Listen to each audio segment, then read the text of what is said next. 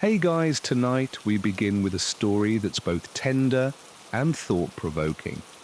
The long, often overlooked history of people born with Down syndrome, from ancient societies where their presence was misunderstood to more recent decades of stigma, progress, and advocacy. This journey reveals not only how far we've come, but how much further we still need to go to ensure every life is seen as valuable and full of potential. So before you get comfortable, take a moment to like the video and subscribe, but only if you genuinely enjoy what I do here. And let me know in the comments where you're tuning in from and what time it is for you. It's always fascinating to see who's joining us from around the world. Now, dim the lights, maybe turn on a fan for that soft background hum, and let's ease into tonight's journey together. Long before there were textbooks, hospitals, or genetic science, there were only human eyes watching, wondering, interpreting the world through myth, emotion, and instinct. In this distant past, the arrival of a child who looked or behaved differently evoked deep, often spiritual reactions. We don't have written accounts from these ancient times describing what we now call Down syndrome, but archaeology gives us rare, moving glimpses. In 2014, a team of researchers in France uncovered a 1,500-year-old burial site. Among the remains was a young child with distinct cranial features matching those of Down syndrome. This child, despite their differences, was buried with care, not cast out or discarded, but laid gently to rest in the same sacred manner as others in the community. It's a small detail, but a powerful one. What it suggests is that long before medical terms were invented, some people responded not with fear, but with acceptance. In a world without diagnosis, perhaps this child was simply seen as a quieter soul. Maybe they were carried more often, spoken to more softly. Maybe they were loved not in spite of their differences, but because of them. In other ancient cultures, physical and intellectual differences were often interpreted through a spiritual lens. Some were revered as having a special connection to the divine. Others, sadly, were misunderstood, feared, or shunned. Without a framework to understand conditions like Down syndrome, the reaction largely depended on the culture, the time, and the temperament of the surrounding people. The fact that we found more than one ancient burial like this, including possible cases in ancient Rome and the Andes, tells us something quietly profound. People with Down syndrome have always been part of the human family. Always. Their presence is not a modern phenomenon. It is not a flaw to be corrected or a problem to be solved. It is part of the natural diversity of life, a thread woven into the human story since the beginning. These ancient burials whisper to us across time. They say, "I was here. I mattered. I was not forgotten." And as we journey deeper into history, we'll see how that whisper was sometimes drowned out and how it slowly found its voice again. As we step into the classical world, ancient Greece, Rome, Egypt, India, and beyond, we enter civilizations rich with myth, philosophy, and symbolism. In these societies, difference wasn't always interpreted medically. Instead, it was often understood through metaphor, religion, and mystery. People who looked or acted differently were often cast in symbolic roles. Some were seen as touched by the gods, vessels of divine will, omens or cosmic messengers. Others were viewed with suspicion, seen as signs of imbalance, impurity, or ancestral sin. In either case, individuals with cognitive or physical differences were rarely just people. They were symbols. This was the world before genetics, before science. So if a child was born with Down syndrome, soft facial features, slower speech development, a gentler demeanor, their presence might spark stories rather than diagnosis. Some cultures believed such children were blessed, closer to the spirit world. Others feared they carried bad luck or divine punishment. In Egyptian and Greco-Roman traditions, myths included tales of children born under strange stars or touched by divine forces. There's no clear reference to Down syndrome in these texts, but they reflect a worldview where difference was interpreted as fate or prophecy. Sometimes that brought reverence, sometimes exile. What's important to remember is this: there was no single way of responding. In some villages, a child with visible differences might be raised in the heart of the home, watched over with gentleness. In others, they might be hidden, excluded, or abandoned. Everything depended on the culture's worldview and the hearts of the people nearby. For example, in some ancient Hindu texts, children born with certain characteristics were seen as manifestations of karmic cycles, lives returning in new forms to teach, to heal, or to be healed. While this didn't always translate to inclusive care, it did offer a framework that acknowledged spiritual value in every soul.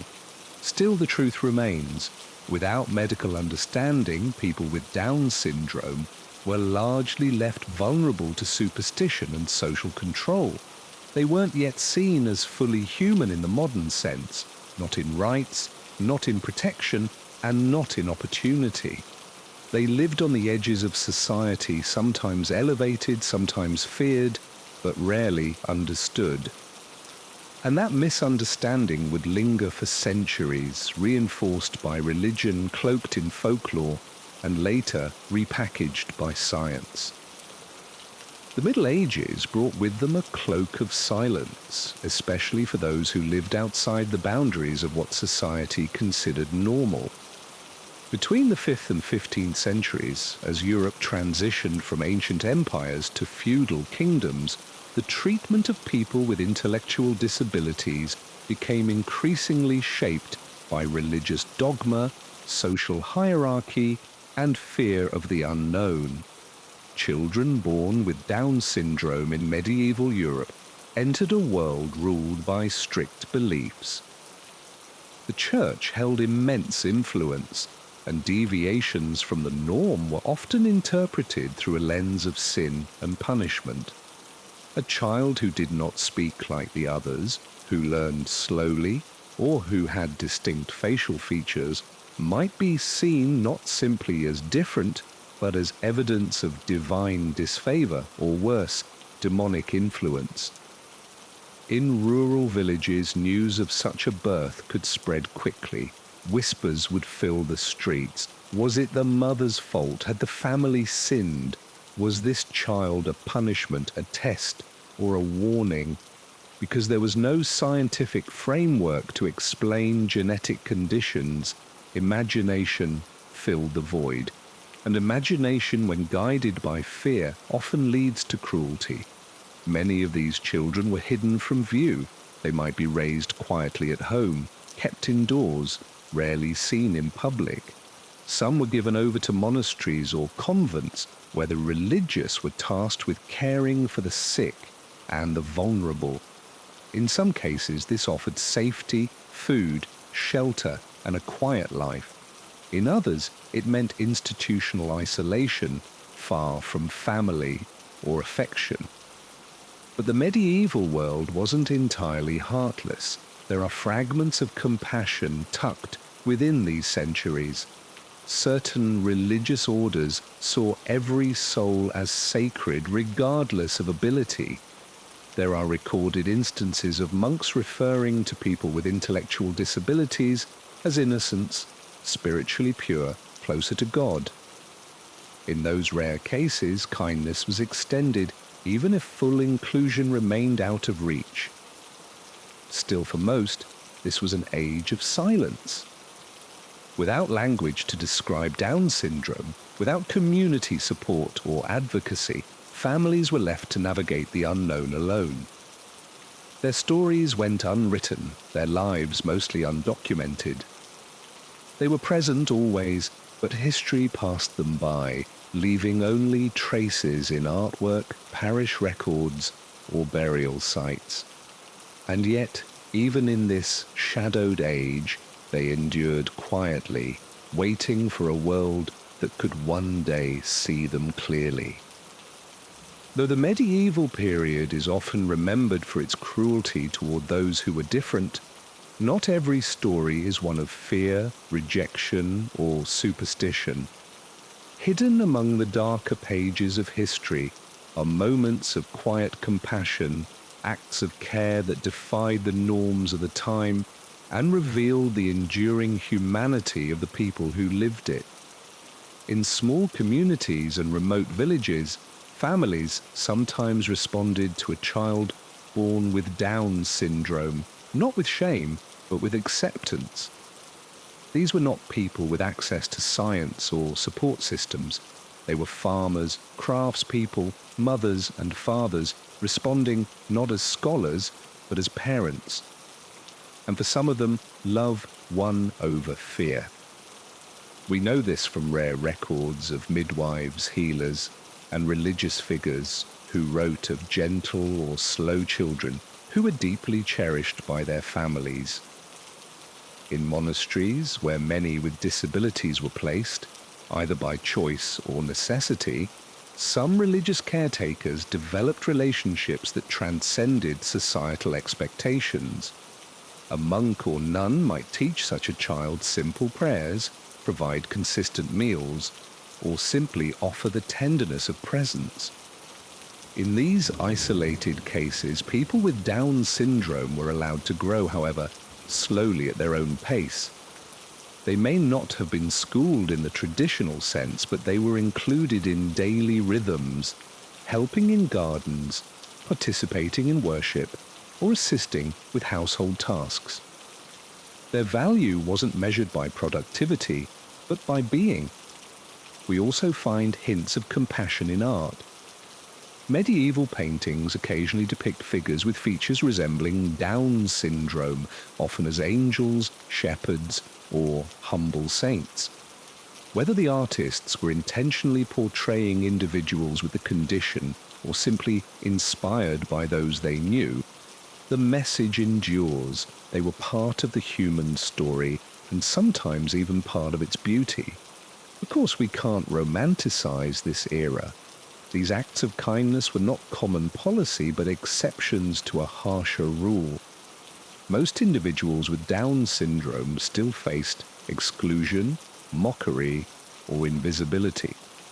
But the exceptions matter. They remind us that even in the most rigid and fearful times, there were always people willing to see differently. People who looked past superstition and status, people who chose to care, not because they had to, but because something in them refused to do otherwise. And in these simple, defiant acts of compassion, the future began to take root. As Europe emerged from the medieval period and stepped into the scientific curiosity of the 17th and 18th centuries, the way society viewed people with disabilities began to shift. Faith and superstition slowly made room for observation and classification. It was the dawn of modern medicine, and with it came a new kind of attention, the medical gaze.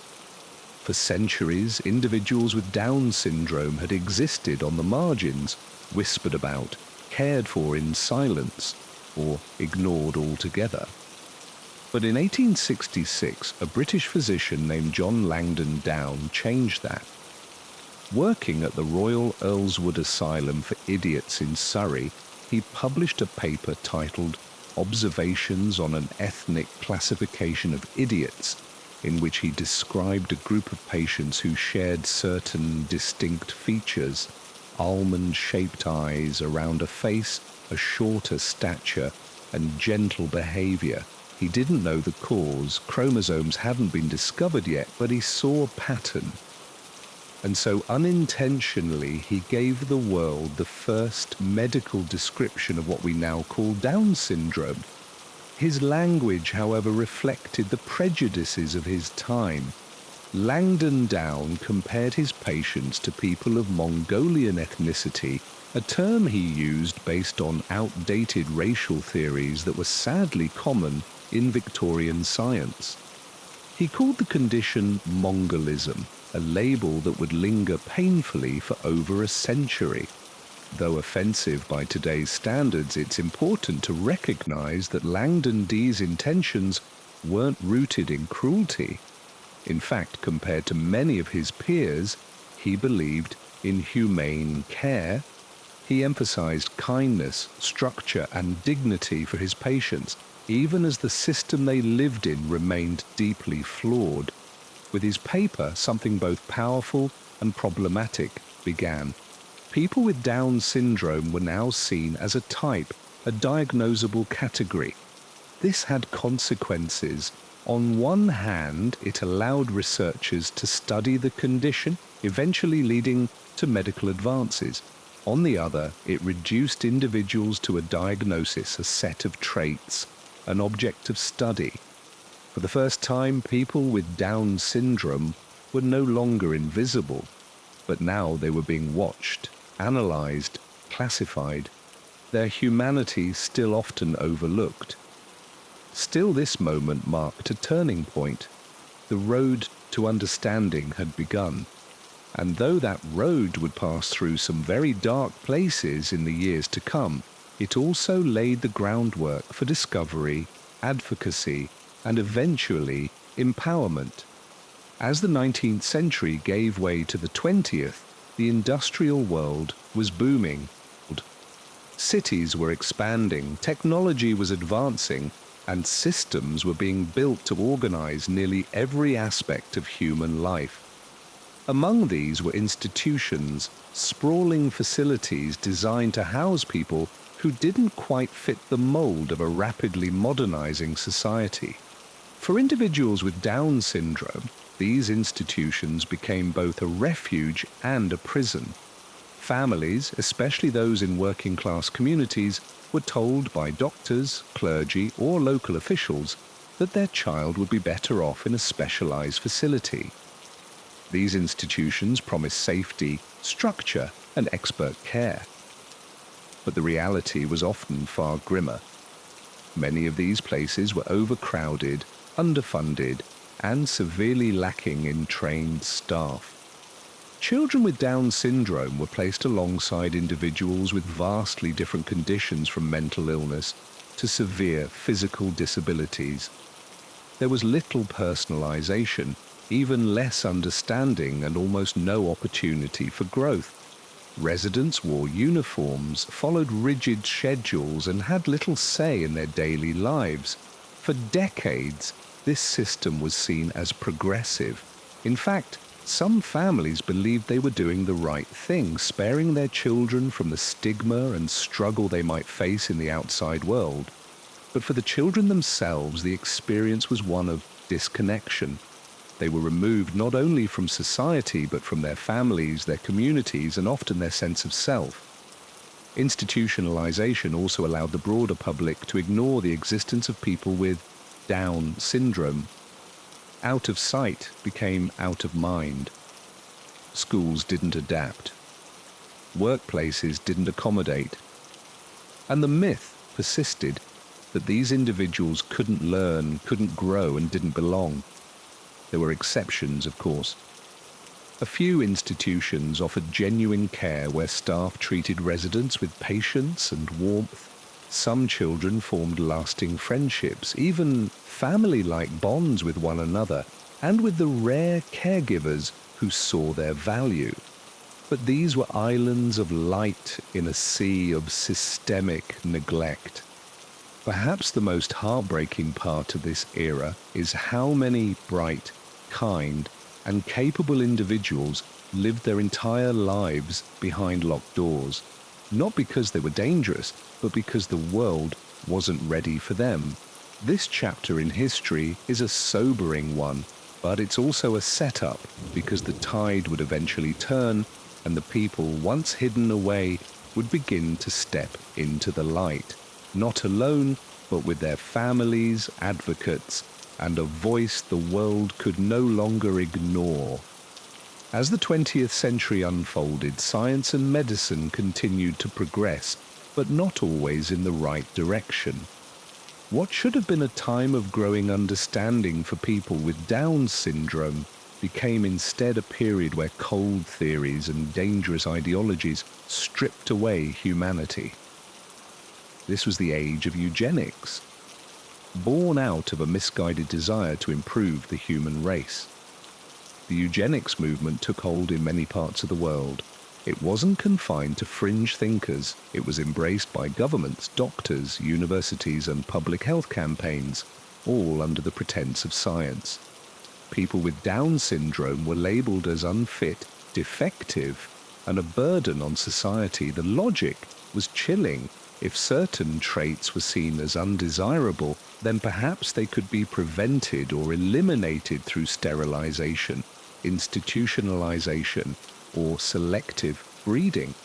And so in countries like the United States, Canada, Sweden, and the UK, laws were passed that allowed the forced sterilization of individuals with intellectual disabilities. Many young women and men with Down syndrome were unknowingly or forcibly sterilized without consent, often under the guardianship of the state.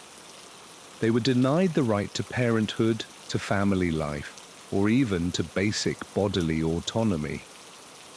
The very things that make us human, love, connection, choice, were systematically denied. But nowhere was this ideology more violently applied than in Nazi Germany. Under Adolf Hitler's regime, the concept of a pure race took on horrifying consequences. The so-called T4 program targeted children and adults with disabilities, including Down syndrome, for extermination.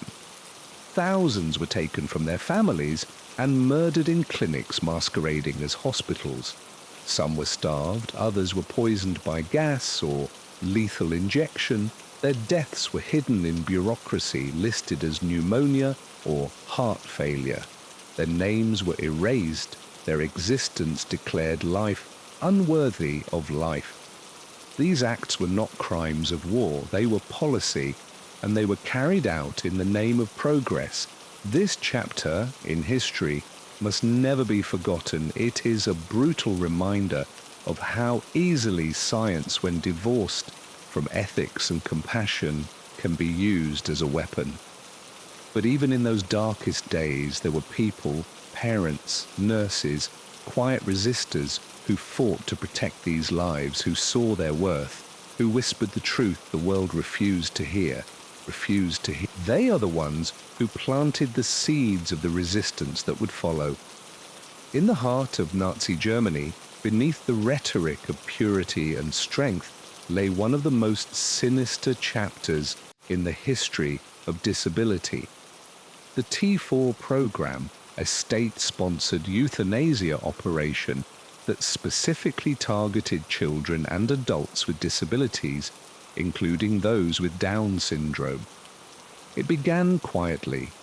Letters were sent to German families asking them to bring their disabled children to special clinics for better treatment, education, and care. Parents, hopeful and desperate, believed they were doing what was best. But once the children arrived, they were never seen again. The T4 program was named after the address of its headquarters, Tiergartenstrasse 4 in Berlin, and its mission was terrifyingly clear. Eliminate lives deemed unworthy. Doctors, nurses, and bureaucrats collaborated to carry out mass murders of the disabled. This was not done in secret. It was done with medical forms, signed approvals, and official stamps, systematic, efficient, sanitized. Children with Down syndrome were among the first victims. They were often the youngest, the most visibly different, and the most vulnerable. Some were killed within days of arrival. Others were kept for observation, studied like specimens, and then euthanized. Their families were sent falsified death certificates, causes of death carefully altered to avoid suspicion. The deception was as cruel as the act itself.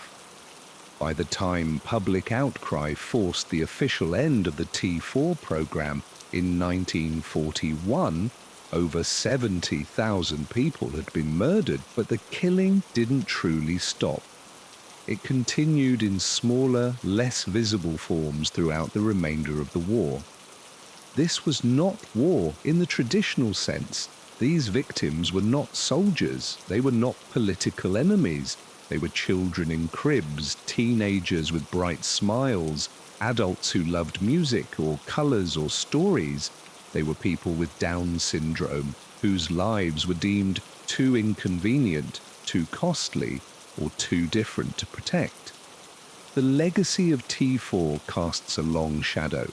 It showed the world just how dangerous it is when society forgets the dignity of every human life.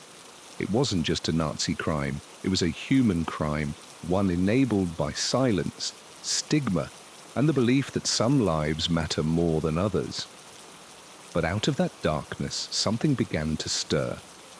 An awakening. The world, horrified by what had happened, began to ask deeper questions about inclusion, ethics, and the meaning of care. It would be a long road to healing. But the reckoning had begun. In the aftermath of World War II, as the world reckoned with the unimaginable horrors of the Holocaust, something began to change, slowly, quietly, but undeniably. The global community had seen in stark and brutal terms what happened when entire groups of people were devalued, dehumanized, and discarded. And while this reckoning initially focused on race and religion, it soon extended to people with disabilities, including those with Down syndrome. The moral shock of the T4 program ignited a movement. Parents who had once been told to give up their children, who had been pressured to institutionalize or stay silent, began to speak out. They were no longer willing to accept a life of confinement and shame for their children. They began to organize first in small community groups, then in national organizations. In the United States, the 1950s and 60s saw the birth of advocacy movements like the National Association for Children, now the ARC, which gave families a platform to demand dignity and rights. These early advocates were not politicians or celebrities. They were mothers and fathers. They were people who loved their children deeply and refused to believe that a diagnosis like Down syndrome meant a life without value or purpose. They began to challenge outdated laws, push for better medical care, and demand access to public education, which at the time was denied to most children with intellectual disabilities.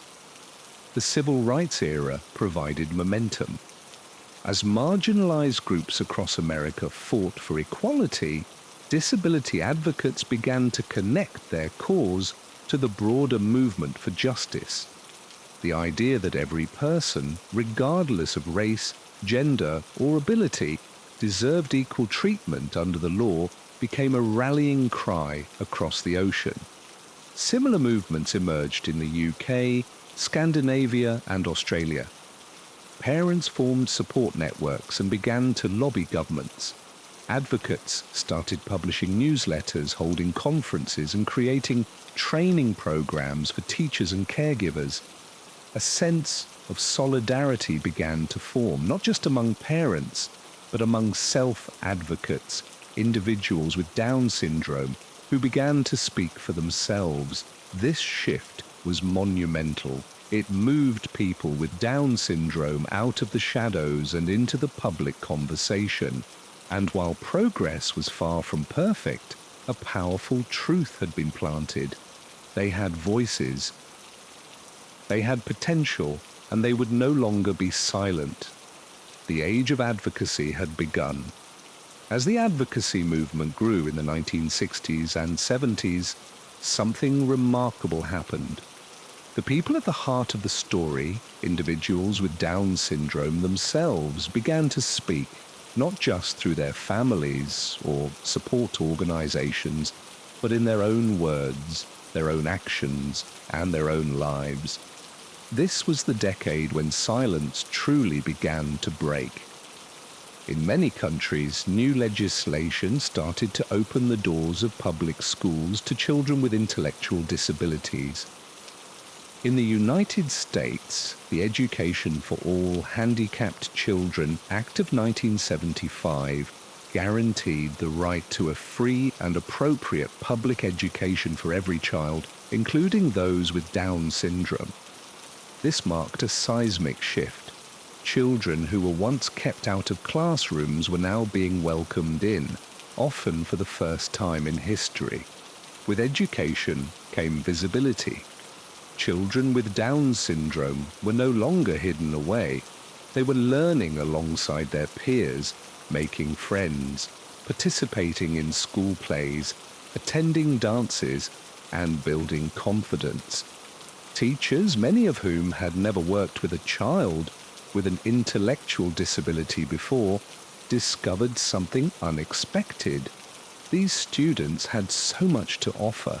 They were capable of learning, growing, and contributing, not just to the classroom, but to the school community as a whole.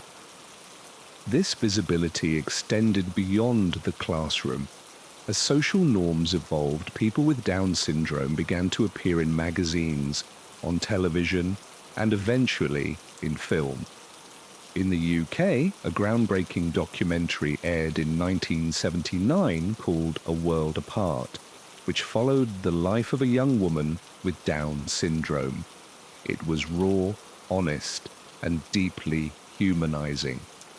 For many viewers, it was the first time they had seen someone with the condition portrayed with dignity and depth. Families, too, continued to share their stories. Personal essays, memoirs, and photo essays began to circulate, showing everyday moments of joy, frustration, growth, and love. These stories didn't sugarcoat the challenges, but they shattered the myth that life with Down syndrome was only sorrow or struggle. And most importantly, self-advocates began to rise. Young adults with Down syndrome started giving speeches, attending conferences, and sharing their experiences. Their message was simple but powerful. We are not less, we are different, and we have something to say. This chapter in history marks the birth of visibility. When the world was finally forced to look, to listen, and to begin seeing people with Down syndrome not as cases but as human beings.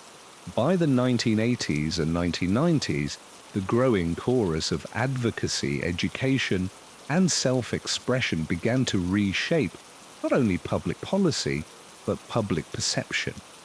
A new understanding of Down syndrome was taking root, one that viewed individuals not as problems to manage, but as people to include, support, and celebrate. This shift was driven by several forces coming together at once. Medical advancements were improving health outcomes, educational reforms were increasing inclusion, and most importantly, a generation of children with Down syndrome, who had been born into a world of advocacy instead of silence, were growing up in full view of society. Medical care played a key role in this transformation. Pediatricians began receiving better training on developmental disabilities. Heart surgeries, once considered too risky or unavailable for children with Down syndrome, became more routine, dramatically improving survival rates. Therapies like speech, occupational, and physical therapy were being offered earlier and more consistently, helping children develop skills that were once considered unreachable. As a result, life expectancy began to climb. In the 1960s, many children with Down syndrome were not expected to live beyond their teens, but by the 1990s, that number had risen dramatically. reaching into the 50s and 60s, with some individuals living well into old age. For the first time in history, people with Down syndrome were not just surviving childhood, they were becoming adults with full lives ahead of them. This new reality forced society to ask deeper questions. What kind of adulthood would they have? Could they work? Could they live independently? Could they marry? The answers increasingly were yes.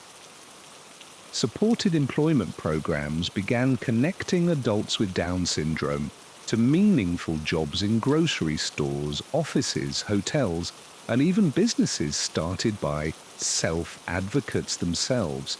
Housing cooperatives and group homes allowed for semi-independent living, and across the world stories began to emerge of romantic relationships, marriages, and deep friendships formed between people who just decades earlier might never have had the chance to meet one another, let alone dream of a future. It was becoming clear people with Down syndrome were not defined by their condition. They were individuals with strengths, struggles, personalities, and dreams, and the world slowly but surely was learning how to make room for them. By the early 2000s, something truly beautiful was happening. Individuals with Down syndrome, once hidden away in institutions or quietly raised at home, were stepping into the spotlight. Not for pity, not for tokenism, but for the same reasons anyone steps forward to be seen, heard, and recognized for who they are. Representation was no longer limited to medical journals or advocacy newsletters. People with Down syndrome were appearing in commercials, modeling campaigns, television shows, and even on stage.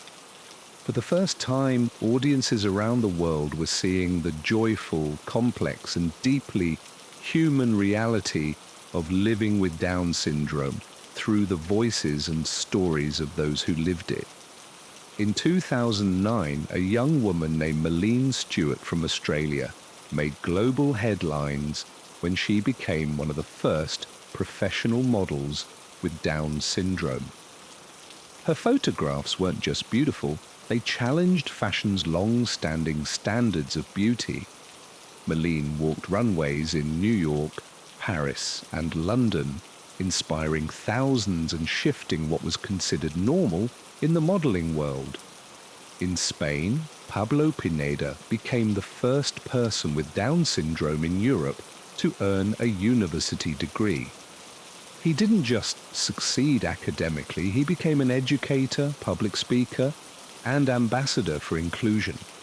His visibility helped dispel one of the oldest myths surrounding the condition, the belief that people with Down syndrome could not think deeply, study, or contribute intellectually. Television shows began featuring characters played by actors with Down syndrome, not as side notes, but as fully developed roles. In the US, Lauren Potter starred in the hit series Glee, bringing visibility and confidence to a new generation of viewers. Her advocacy both on and off screen helped normalize what had once been misunderstood. But this wasn't just about fame. It was about everyday visibility. People with Down syndrome working in bakeries, greeting customers at hotels, living in apartments, and celebrating birthdays with their communities. It was about classmates, co-workers, neighbors, and friends. Representation mattered because it gave people with Down syndrome a mirror, a way to see themselves in the world, and it gave the rest of society a window into their world, one filled with humor, love, ambition, and individuality. From hidden to seen, from misunderstood to embraced.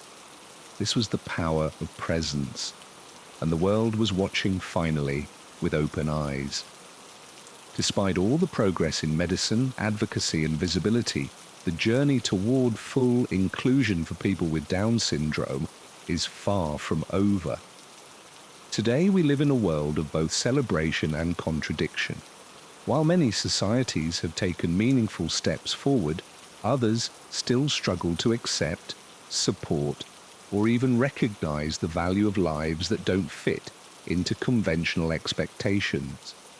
One of the most sensitive and complex issues is prenatal screening. With advances in genetic testing, many expectant parents around the world now have the option to know early in pregnancy whether their child might have Down syndrome.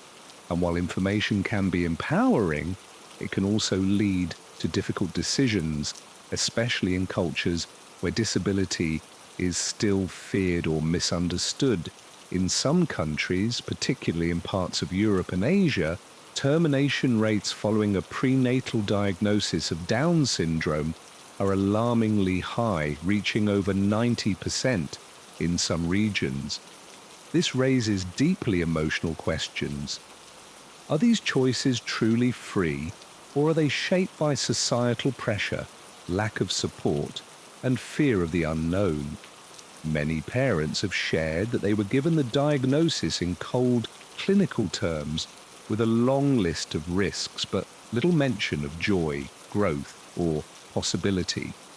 Few were introduced to families raising happy, thriving children with Down syndrome. Fewer still were told about the growing community of adults living fulfilling, independent lives. In this silence, fear grows. The issue isn't about judgment, it's about understanding. The truth is, many societies still haven't made space for people with Down syndrome to be fully included in education, employment, housing, or relationships. Too often, parents are left to navigate these systems alone, and children are still met with lowered expectations, limited access, or subtle exclusion. There's also the challenge of tokenism. Representation is growing, but sometimes it's treated as novelty instead of normally. A few success stories are celebrated loudly, while many still live on the margins unseen. And yet, in the face of these challenges, the movement continues. Advocates, including people with Down syndrome themselves, are pushing for better policies, deeper inclusion, and a cultural shift toward true acceptance. Because the ultimate goal isn't just awareness, it's belonging. A world where no one with Down syndrome is seen as a mistake, but as a life worth living, loving, and lifting up.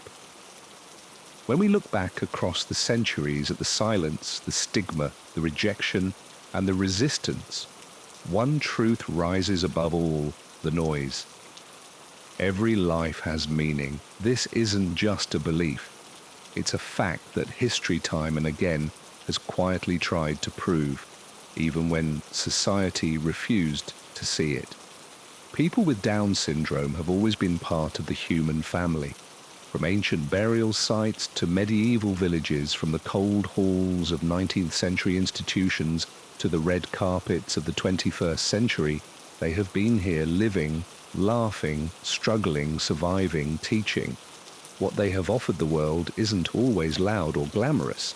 It's quieter, but no less powerful. Their lives often radiate gentleness, honesty, and emotional intelligence. Many who live or work with individuals with Down syndrome speak of a rare kind of sincerity, a disarming warmth that can shift an entire room, not because they're inspirational, but because they are present, real, and deeply human. We must resist the temptation to romanticize or flatten their experiences. A person with Down syndrome, like anyone else, is complex, capable of joy, frustration, ambition, sadness, and love. Their lives are not without challenge, but they are not defined by limitation. They are not symbols of purity or tragedy. They are individuals with their own voices, stories, and agency. And their presence in this world reminds us of something vital. Humanity is not measured by IQ, productivity, or perfection. It is measured by connection, by kindness, by the capacity to love and be loved. When we say that every life has meaning, we're not offering charity. We're stating a universal truth, one that applies to us all. Because if a person needs to prove their worth to deserve life, none of us are safe. But if we start from the belief that worth is inherent, that every person matters just because they are, then we begin to build a world where everyone truly belongs. People with Down syndrome don't need our pity. They need our presence, our partnership, our willingness to listen, adapt, and make space. Their lives are not side notes in history. They are chapters in the human story, and some of the most beautiful ones at that. So how were people with Down syndrome treated throughout history? The honest answer is layered and complex, a story of sorrow and silence, but also of resilience, revolution, and love. For much of recorded history, they lived in the shadows, misunderstood in ancient myths, hidden away during the medieval period, and objectified under the cold gaze of early medicine. At times they were feared, at times forgotten. And in the darkest moments, like during the eugenics movement and Nazi Germany, they were targeted simply for existing. Yet they endured not just as victims of history, but as active participants in it. Through the families who fought for them, the teachers who believed in them, and eventually through their own voices rising to say, "We are here, we matter." The story of people with Down syndrome is not just a medical or social history, it's a human one. It reflects how we as a society define dignity, who we protect, who we prioritize, and what we believe makes a life valuable. In recent decades, we've seen a transformation that would have once seemed unimaginable. People with Down syndrome graduating from schools, working jobs, acting in films, falling in love, advocating for their rights, and shaping their communities. From exclusion to celebration, the arc of this journey speaks not only to their strength, but to our collective potential to evolve. But this progress did not happen by accident. It came from love, fierce, stubborn, and persistent love. From parents who refused to accept silence, from doctors who chose empathy over protocol, from educators who saw ability where others saw deficit, and from people with Down syndrome themselves who lived authentically in a world that often underestimated them. That legacy of courage, presence, and perseverance is still being written today. As we close this journey through history, may we carry forward the lessons it offers to question inherited prejudice, to uplift the unheard, and to recognize that the value of a person is never up for debate. People with Down syndrome are not anomalies in the human story. They are threads in its very fabric, woven with grace, endurance, and the quiet power of being fully, unapologetically alive. Thank you for listening. If this story moved you, consider liking the video and subscribing for more human-centered history. And tell me, where are you watching from and what time is it? I'd love to know who's with us tonight. Until next time, stay kind, stay curious, and take care. Long before the invention of writing, before kingdoms were carved into stone or temples rose under the sun, humans felt the urge to adorn themselves. Jewelry in its raw, primal form may be one of the oldest expressions of human identity. It began not with gold or diamonds, but with what nature offered. Shells, bones, teeth, stones, feathers. The oldest known pieces of jewelry were discovered in a cave in Morocco. 33 perforated Nissaria shells believed to be over 100,000 years old. Threaded together as beads, they were likely worn as necklaces or anklets. They may seem simple to our modern eyes, but these were revolutionary artifacts. They signaled a leap in symbolic thinking, the ability to represent status, group affiliation or spiritual belief through objects worn on the body. In prehistoric cultures, jewelry was not made for vanity. It was communication. A necklace of animal teeth might suggest a hunter's prowess. A string of shells could symbolize fertility, trade, or kinship. In many early burial sites across Europe and Africa, skeletons are found with ornaments placed carefully around the neck, wrists, and ankles, evidence that jewelry played a role in rituals of death and remembrance, guiding souls into the afterlife or marking them as members of a sacred lineage. Even among nomadic and tribal communities where survival was the primary concern, time was devoted to crafting adornments. Pieces were shaped, polished, engraved. Pigments were applied. These acts show us that jewelry wasn't frivolous. It was central to the human experience, a way to carry meaning, memory, and magic. What's especially fascinating is that this early jewelry emerged independently in different parts of the world, from Siberian mammoth ivory bracelets to African ostrich shell beads. Cultures separated by oceans and language all turned to ornamentation. Why? Because jewelry satisfies something universal: the need to belong, the need to express, the need to transform the body into something more than just flesh and bone. Long before precious metals and royal crowns, jewelry was deeply human, a silent language of identity, protection, beauty, and belief. It was our first sparkle. And from that first glint of a bead strung through twine, an entire world of adornment was born.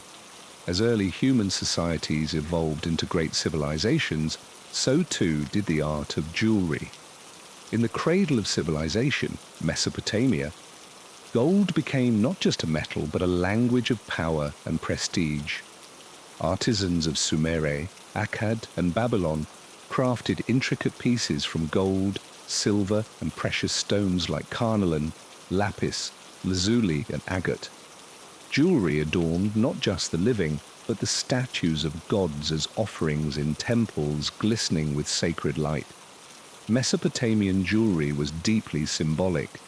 Spiral motifs represented eternal life, while geometric patterns spoke of cosmic order. Women of high status wore elaborate headdresses, bracelets, and pendants, often buried with them to ensure continuity in the afterlife. These items weren't mere accessories, they were extensions of divine favor, political power, and cultural sophistication. Meanwhile, in the rich, sun-drenched land of Egypt, jewelry reached an even deeper spiritual resonance. Gold, abundant in Nubia and treasured by the Egyptians, was considered the flesh of the gods, incorruptible, eternal, and sacred. Every piece worn by a pharaoh or priestess was crafted with purpose to protect, to invoke, to transform. Amulets held immense importance. The scarab beetle symbolized regeneration and rebirth. The ankh, shaped like a cross with a loop, represented life eternal. The eye of Horus, worn close to the heart or forehead, was believed to ward off evil and ensure health and restoration. These talismans were inlaid with vibrant stones, turquoise, lapis, garnet, each selected not just for beauty, but for its energetic and spiritual properties. Jewelry also reflected social status. Gold collars, broad peals, and inlaid rings told stories of wealth, lineage, and divine association. Children wore protective charms. Animals were sometimes adorned with collars bearing inscriptions. Even the dead were wrapped in layers of symbolic jewelry, from toe caps to headdresses, ensuring their safe journey into the next world. In both Mesopotamia and Egypt, jewelry wasn't an afterthought. It was woven into the fabric of religion, governance, and personal identity. It marked the wearer as chosen by gods, by kings, or by fate itself. This era set the stage for what jewelry would continue to be, a shimmering extension of the soul, a coded language of beauty, power, and protection, forged in fire, polished by belief. As civilization blossomed around the Mediterranean, jewelry evolved into an art form that married personal beauty with civic identity. In ancient Greece and Rome, adornments were not only reflections of wealth, but declarations of taste, philosophy, and even patriotism. The Greeks believed in harmony not just in architecture and sculpture, but in the human form itself.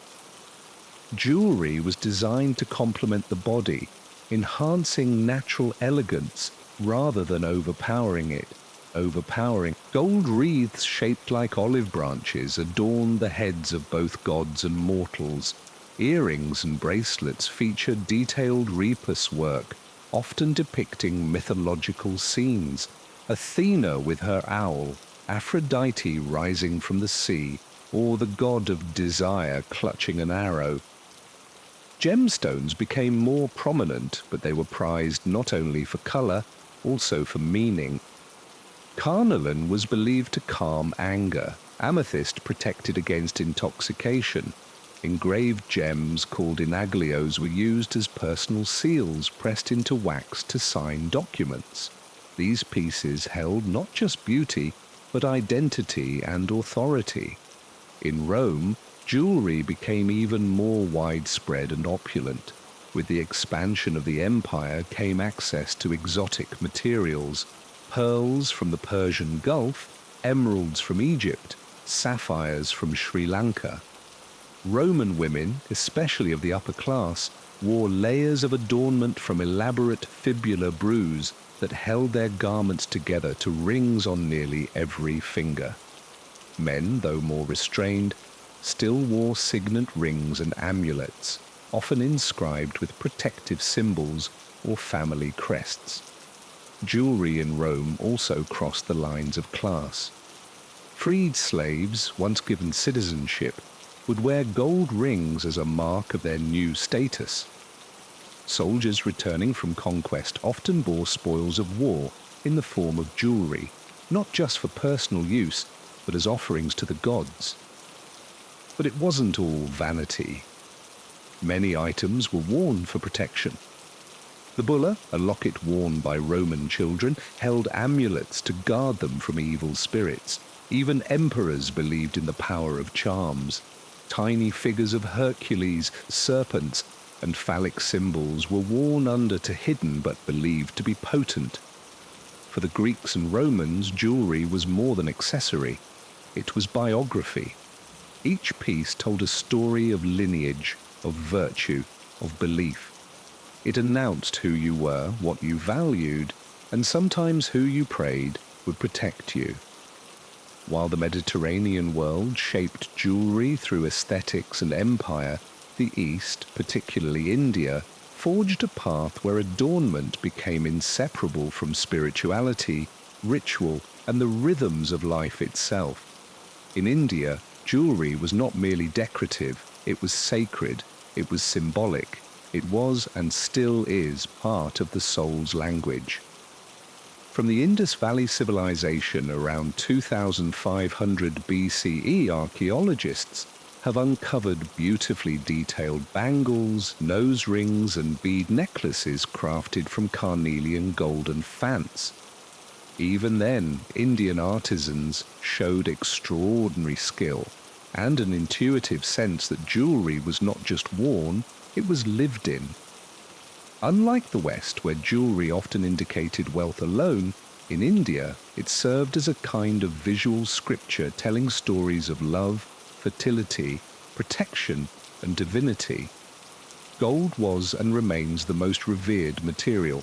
It's associated with Lakshmi, the goddess of prosperity, and considered pure, apicious, and eternal. Women often received gold jewelry at birth, during marriage, and as part of inheritance, not just as gifts, but as security, spiritual armor, and a symbol of their worth. Each part of the body had its own sacred ornament. Mica for the forehead believed to stimulate the sixth chakra. Yunkas for the ears, anklets that sang with every step, and toe rings that symbolized marital status. Bangles worn in pairs were said to bring harmony to a woman's energy, while nose rings linked her to sensuality and strength. But Indian jewelry wasn't limited to women. Kings wore gem-studded turbans, jeweled armlets, and rings that carried the weight of dynasties. Warriors went into battle with talismans tied around their necks or wrists, pieces blessed by priests to bring courage or ward off death. In other parts of the East, such as China and Southeast Asia, jade became the stone of immortality.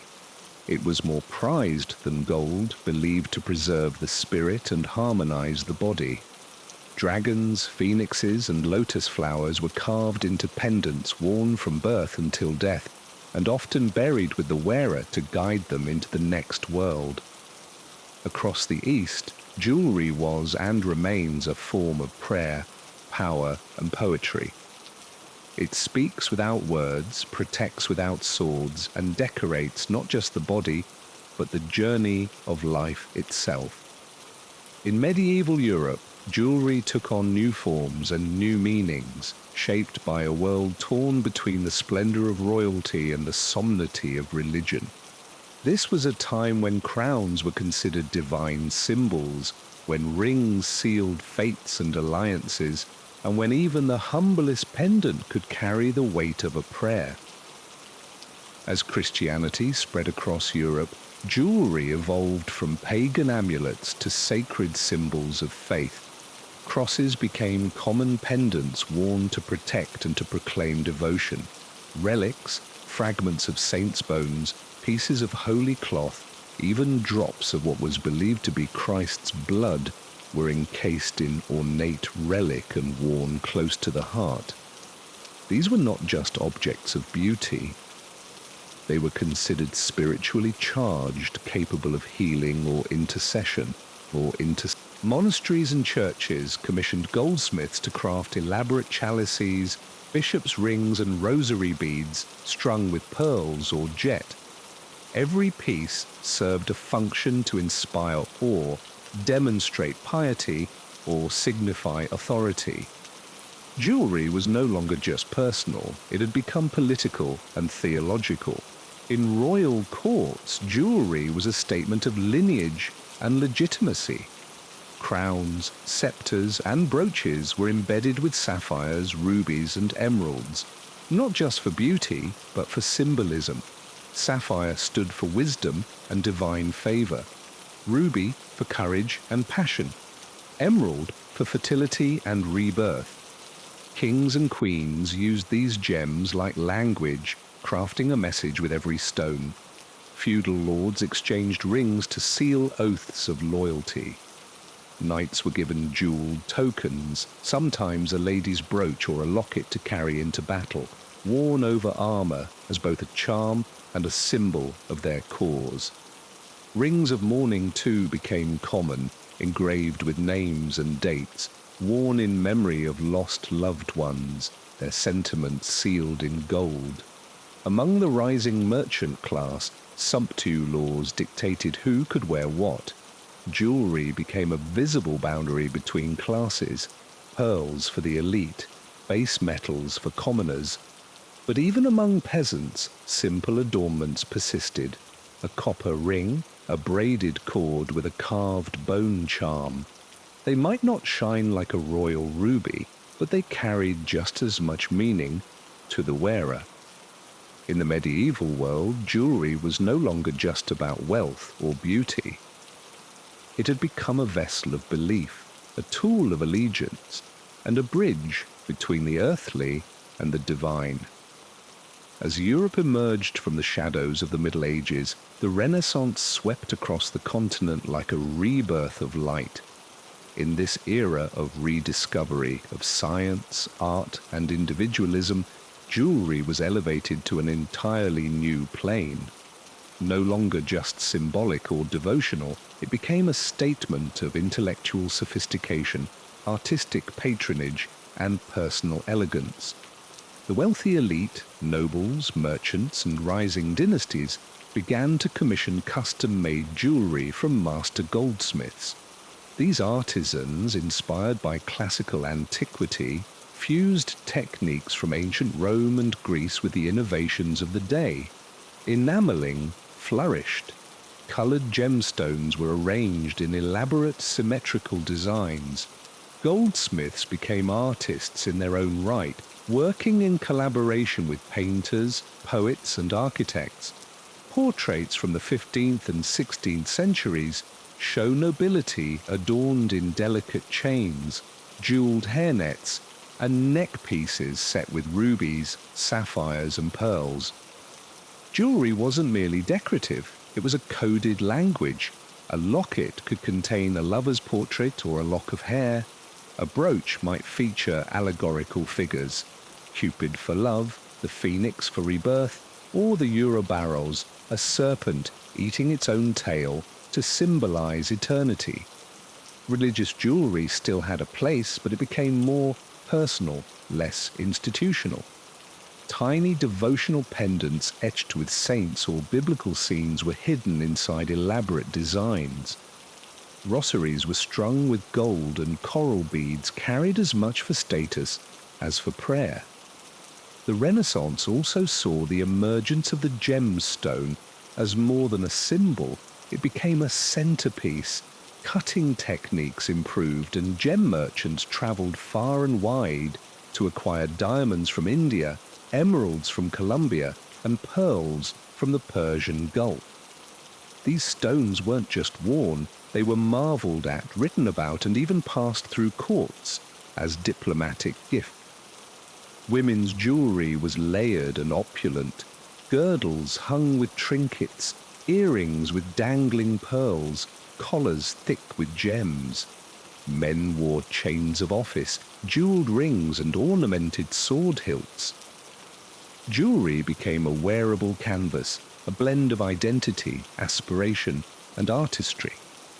In the Renaissance, beauty was divine, and jewelry worn close to the body became a way to express that divinity in gold, stone, and form, not as a whisper of status, but as a radiant, undeniable declaration of self.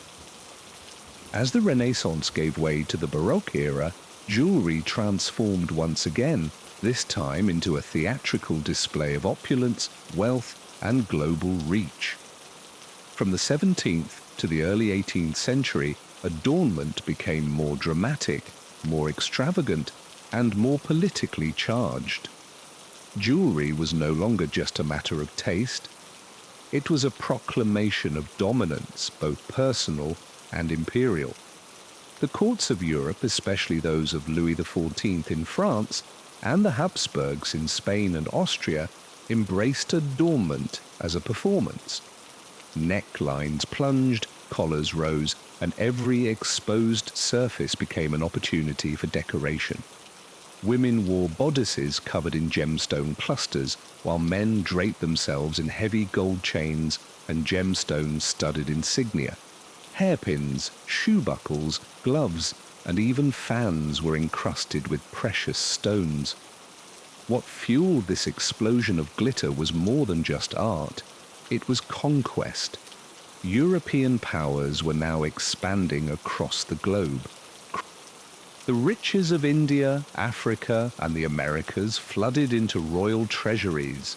Diamonds from Conda, emeralds from Colombia, and gold mined by colonized labor became the raw material for European luxury. Jewelry became a display of colonial power, the sparkling reward of imperial ambition. One iconic example is the famed La Perugina pearl. Discovered off the coast of Panama in the 16th century, it passed through the hands of Spanish royalty, Napoleon's brother, and eventually Hollywood icon Elizabeth Taylor. But behind its beauty lay centuries of conquest, labor, and cultural exchange. Baroque jewelry was not subtle. Brooches grew large and ornate. Rings became miniature sculptures, and earrings often reached the shoulders. The scrolls, ribbons, and floral motifs of the period reflected the architecture and music of the time, ornate, layered, and bursting with emotion. Religious jewelry, too, reached new levels of complexity. Rosaries were set with diamonds, reliquaries were made portable, worn as lockets filled with saints' bones and adorned with angels, doves, and golden thorns. Jewelry became both armor and altar. Yet beneath the shimmer, a new world order was forming. Trade, colonization, and the rise of the merchant class began to shift. Who could access luxury and who could no longer be ignored? The Baroque period wasn't just about showing off. It was about controlling the narrative in gold, in gemstones, and in spectacle. Jewelry told the story of who ruled the world and who paid the price for it. The 18th and 19th centuries were marked by upheaval. Revolutions toppled monarchies. The middle class gained power, and the Industrial Revolution reshaped how the world worked, dressed, and adorned itself. Jewelry, once the exclusive language of royalty and the church, began to evolve, becoming more democratic, more personal, and surprisingly, more romantic. In the wake of the French Revolution, ostentatious jewelry fell out of favor. Lavish displays of wealth could be dangerous. Simpler, neoclassical styles took hold, inspired by ancient Rome and Greece. A subtle nod to ideals of reason, equality, and restrained elegance. Think delicate cameos, laurel wreath motifs, and lockets worn under the collar close to the heart. But with the Victorian era came a different kind of extravagance, one not rooted in monarchy but in sentiment. Queen Victoria of England set the tone for much of 19th century jewelry. Her love story with Prince Albert was immortalized in matching bracelets, mourning brews, and lockets of hair. Jewelry became deeply emotional, an extension of love, grief, and memory. Engagement rings grew in popularity. So did birthstone jewelry and charm bracelets. Each piece a fragment of one's personal story. Advancements in technology made jewelry more accessible. Mass production, electroplating, and machine-cut stones allowed the middle class to participate in trends once reserved for nobility. Costume jewelry emerged, not fake, but fashionable, allowing people to express themselves affordably and often. Meanwhile, global influence continued to expand. Japanese motifs entered Western design during the Art Nouveau movement. Persian and Mughal designs inspired the flowing gem-drenched styles of elite atelier. With colonization came both exploitation and cultural fusion, seen in the gemstones and aesthetics worn from Paris to New York. By the late 19th century, jewelry houses like Tiffany and Camels and Cartier were rising to prominence. These weren't just stores, they were brands that would help define luxury for the new century. Their designs blended elegance with identity, offering pieces that felt timeless, yet modern, refined, yet emotional. Jewelry in this era became more than status. It became wearable biography, celebrating births, mourning deaths, symbolizing unions, and even marking independence. And just on the horizon, a revolution in style and design was approaching, one that would change the face of jewelry forever. The 20th century shattered traditions and redrew boundaries in politics, in art, and most certainly in jewelry. From the Art Deco movement to street fashion, from the glittering red carpet to hand-woven tribal beads, jewelry became more than ornamentation. It became self-expression, a statement not just of status, but of identity, resistance, and reinvention. The early 1900s ushered in the bold geometry of Art Deco. Inspired by industrial design, Egyptian archaeology, and Jazz Age glamour, this style celebrated clean lines, symmetry, and contrast. Platinum, onyx, and diamonds were favorites. Women wore long linear earrings and flapper-style necklaces. Men adorned themselves with cufflinks and tie bars. It was a celebration of modernity, jewelry for a world speeding into the future. World wars temporarily shifted fashion toward restraint, but post-war prosperity reignited sparkle. In the 1950s, Hollywood shaped jewelry trends. Stars like Marilyn Monroe and Audrey Hepburn made diamonds and pearls synonymous with elegance. Meanwhile, houses like Cartier Van Cleef and Arpels and Harry Winston became symbols of global luxury, merging royalty with celebrity. By the 1960s and 70s, jewelry began to reflect rebellion. The counterculture movement embraced handmade, spiritual, and nature-inspired pieces. Beads, leather, and turquoise became signatures of the free spirit. In contrast, the disco era of the 80s brought maximalism back. Gold chains, oversized earrings, and bold gemstones mirrored a decade of ambition and excess. Then came identity jewelry, pieces worn to say, "This is who I am." Pride pins, nameplate necklaces, zodiac pendants, political brooches. Jewelry became a canvas for culture, belief, gender, and belonging. It told the world where you stood, who you loved, or what you survived. In recent years, the conversation around jewelry has expanded to include sustainability, ethics, and story. Lab-grown diamonds challenge old definitions of value. Heirloom redesigns give new life to family history. Artisan revival movements celebrate indigenous craftsmanship and community over mass production. And digital culture plays its part. A piece of jewelry today might trend on Instagram, be handcrafted by a local maker, or symbolize a cause close to the heart. No longer confined to gold or diamonds, jewelry is now as diverse as the people who wear it. It's not just about shine, it's about meaning. From Mesopotamian amulets to digital era signet rings, jewelry has always spoken, and as long as humans long to express who they are, it always will. On the shimmering coastline of southern Italy, not far from the chaos of modern Naples, there lies a place that once rivaled the grandeur of Rome itself, Baia. Today it's quiet, partially submerged and largely forgotten by time. But beneath its tranquil waters and weathered ruins, something extraordinary lingers. A chamber lost to the sea, carved deep into volcanic rock, shrouded in steam and legend. They call it the Oracle Tomb, and some whisper it may be a literal gateway to the underworld. To the ancients, Baia wasn't just a city. It was a sanctuary of pleasure and prophecy, vice and vision. It rested on the restless earth of the Campi Flegrei, the burning fields of vast volcanic caldera where the ground shifts, breathes and smoulders. Gases hiss from cracks in the earth. Waters bubble unnaturally. It's a place where the physical world feels thin, as if something else lies just beneath it.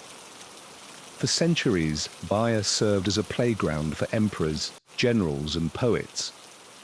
Lavish villas hugged the cliffs. Statues of gods and heroes overlooked private ports.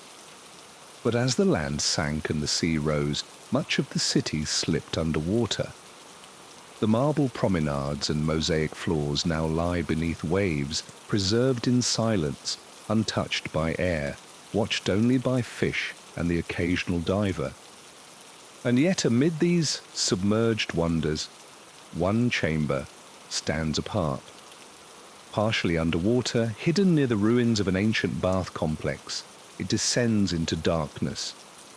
It is no ordinary ruin. It was carved with intention, layered with symbolism, and aligned with something beyond architecture, something sacred or forbidden. To step into it today is to step into a different reality, one where myth might still breathe in the stones.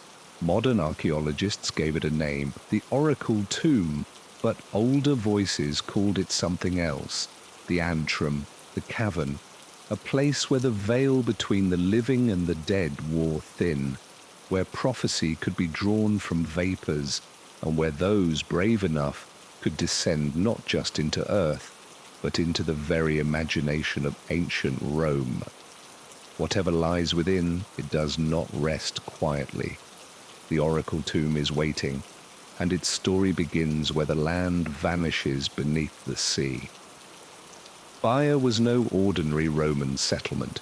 It was the empire's escape hatch, a retreat for emperors, aristocrats, and the privileged elite. Built not for governance or warfare, but for indulgence. Nestled along the Bay of Naples, Baia glimmered with luxury, a city soaked in pleasure and veiled in scandal. To walk its marble streets was to brush shoulders with power. To bathe in its thermal springs was to immerse yourself in the rituals of both healing and hedonism. The city's fame was not merely due to its wealth, but its landscape built atop a restless volcano. Baia rose directly over the Campi Flegrei, a massive supervolcano whose energy heated the ground, bubbled its waters, and lent the air a strange metallic scent. The Romans called this region the breathing place of the gods. Here the earth itself seemed alive, shifting, exhaling sulfur, and whispering secrets through steam. It was here that Roman engineers and artists constructed magnificent bath-house, domed pavilions, and private palaces that rivaled anything in the capital. Nero had a villa here. So did Julius Caesar, and later Hadrian. These weren't just places of rest. They were scenes of politics, affairs, and decadence. It was said that what happened in Baia never left Baia. The city became so synonymous with excess that poets and moralists openly condemned it. Seneca the Younger called it a vortex of luxury. But Baia's geological beauty was its undoing. Over time, the volcanic activity that warmed its baths and inspired its mystique began to shift the land beneath it. A process known as bradycism, the rising and falling of the earth due to volcanic gas movement, caused entire sections of the city to slowly sink. By the late Roman period, the sea had claimed by lower levels. Temples, gardens, and mosaic-covered floors now lie beneath shallow, glimmering waters, a surreal underwater museum. Divers today swim past marble columns and forgotten sculptures. What was once the seat of sensual pleasure is now eerily still, preserved by the sea like a sleeping ghost of empire. And it is here, among these sunken ruins and steaming fishes, that one structure remained hidden for centuries, a chamber untouched by time, carved into myth, and said to be the entrance to the underworld itself. The Oracle Tomb of Baia remained lost for nearly 2,000 years, buried beneath volcanic soil, shrouded by myth, and ultimately forgotten. That is until the mid-20th century, when a quiet yet extraordinary discovery was made by a man who wasn't a famous archaeologist or a headline-seeking treasure hunter, but a British amateur explorer and civil engineer named Robert Peddet. In the 1960s, Peddet, along with his colleague Keith Jones and a small team of volunteers, began excavating a mysterious site near the ancient baths of Baia. Guided by ancient texts, geological surveys, and a sense that there was more beneath the surface than anyone realized, they uncovered a narrow stone-lined passage that descended deep into the hillside. The tunnel seemed unremarkable at first, just another example of Roman engineering. But as they pressed deeper, they began to notice strange features, deliberately carved bends, sudden drops in temperature, rising humidity, and finally a steeply descending passage flanked by benches carved into the rock. This was no aqueduct, it was ritualistic. The deeper they went, the more it resembled something sacred or forbidden. Their excavation revealed a carefully engineered journey downward, culminating in a chamber partially submerged in water. Sulphurous steam rose from the black pool. The air was thick, the visibility low, and there in the darkness was a sense of disk, if the ancient stone itself remembered. Hadet was convinced they had found the legendary antrum, the sacred cave described by ancient Roman writers. Believed to be the domain of the Kumayan Sibyl, the prophetic priestess of Apollo. This was no tomb in the traditional sense. It was a portal, a constructed descent into the underworld where rituals of prophecy, initiation, and perhaps even necromancy had once taken place. The layout aligned eerily with classical accounts. Virgil in his Aeneid wrote of Anas descending into Hades near Lake Averest, just miles from Baia.